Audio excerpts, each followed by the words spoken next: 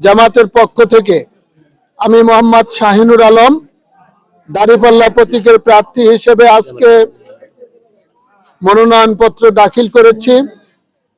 মনোনয়নপত্র দাখিলের পরে আমি আজকের গাজীপুরবাসীর উদ্দেশ্যে যে বিষয়টি বলতে চাই, একটি অবাধ, নিরপেক্ষ, অংশগ্রহণমূলক নির্বাচনের জন্য আইন শৃঙ্খলার উন্নতি, অবৈধ অস্ত্র উদ্ধার, সবার জন্য সমান সুযোগ, লেভেল প্লেইং ফিল্ড এর মধ্য দিয়ে গাজীপুরে একটি সুন্দর নির্বাচনের জন্য রিটার্নিং অফিসার, সহকারী রিটার্নিং অফিসার সহ আইন শৃঙ্খলা বাহিনীর প্রতি আমি আহ্বান জানাচ্ছি।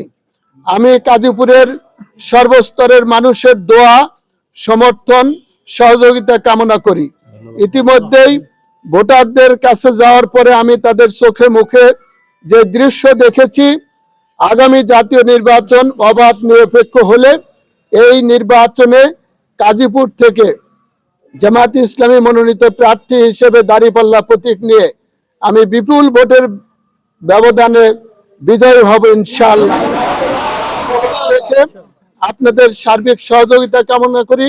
গণমাধ্যম কর্মীদেরকে ধন্যবাদ জানাই, যারা সকাল থেকে এখন পর্যন্ত অপেক্ষা করে আমাদেরকে সময় দিলেন, এজন্য আপনাদেরকেও ধন্যবাদ জানাচ্ছি। আমি গাজীপুরের সর্বস্তরের মানুষকে শুভেচ্ছা, মোবারকবাদ, ধন্যবাদ জানিয়ে আমি শেষ করছি আমার কথা। আসসালামু আলাইকুম ওয়া রাহমাতুল্লাহ।